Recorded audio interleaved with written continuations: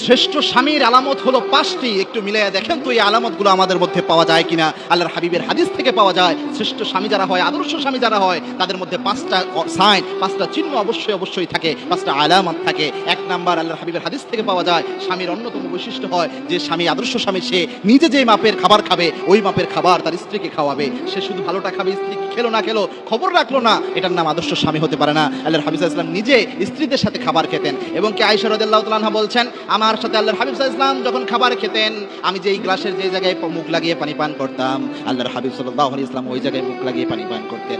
আমি গ্লাসের যেই জায়গাটায় সব সময় ধরে পানি পান করতাম ওই গ্লাসে আল্লাহর হাবিব সাল্লাল্লাহু আলাইহি ওয়াসাল্লাম পানি পান করতেন। আমি হাড্ডি খেয়ে রাখতাম, ওই হাড্ডিটা আবার বিশ্বনবী চুষে খেতেন। সুবহানাল্লাহ। স্ত্রীর সাথে খাবার খাওয়া রাসূলের সুন্নাহ। 2 নাম্বার হচ্ছে স্বামী যে মাপের পোশাক পরবে স্ত্রীকে ওই মাপের ওই মানের পোশাক পরাবে। 3 নাম্বার হচ্ছে যে স্ত্রীকে কখনো কটু কথা বলবে না। আমাদের দেশে অনেক স্বামীর এই বৈশিষ্ট্য রয়েছে, দুনিয়াতে সব মানুষের সাথে ভালো আচরণ করে, সুন্দর করে কথা বলে, স্ত্রীর সাথে সবচেয়ে বাজে ব্যবহার করে, স্ত্রীকে কটু কথা শোনায়, কথায় কথায় স্ত্রীকে আঘাত দেয়। এটা কখনো আদর্শ স্বামীর বৈশিষ্ট্য হতে পারে না। আল্লাহর হাবিব কখনো এটা করতেন না। এবং কি মা আয়েশা বলছেন, আল্লাহর হাবিবের উপর আমরা মাঝে মাঝে অভিমান করতাম, আমরা মাঝে মাঝে বিশ্বনবীর উপর রাগ করতাম, কিন্তু আল্লাহর হাবিব কখনো আমাদের উপর রাখতেন না। বরং আল্লাহর হাবিব সাল্লাল্লাহু আলাইহি ওয়াসাল্লাম আমরা যদি রাগ করতাম, রাগ ভাঙানোর জন্য সর্বোচ্চ চেষ্টা করতেন। সুবহানাল্লাহ। বিশ্বনবী স্ত্রীদের মন খারাপ হলে আল্লাহর হাবিব পেরেশান হয়ে যেতেন, কিভাবে রাগ ভাঙানো যায়, কখনো কটু কথা বলতেন না। 4 নাম্বার হচ্ছে আদর্শ স্বামী যারা হবে তারা কখনো স্ত্রীর গায়ে হাত তুলবে না। বাংলাদেশে এটা অনেক অহরহ ঘটনা ঘটে যে স্ত্রীর কথায় কথায় স্ত্রীর গায়ে হাত তুলে। মনে রাখবেন, স্ত্রীর গায়ে কথায় কথায় হাত তোলা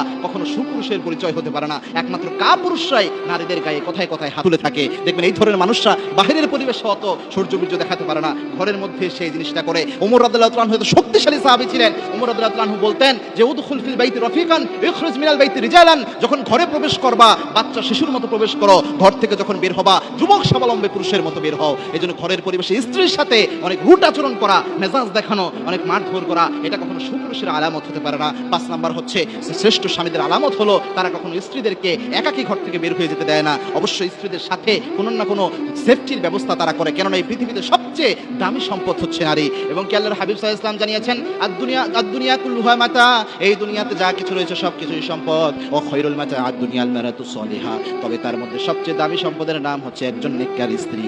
সুবহানাল্লাহ। আল্লাহ এই জিনিসগুলো বোঝার তৌফিক আমাদের সকলকে দান করুন। আল্লাহুম্মা আমিন।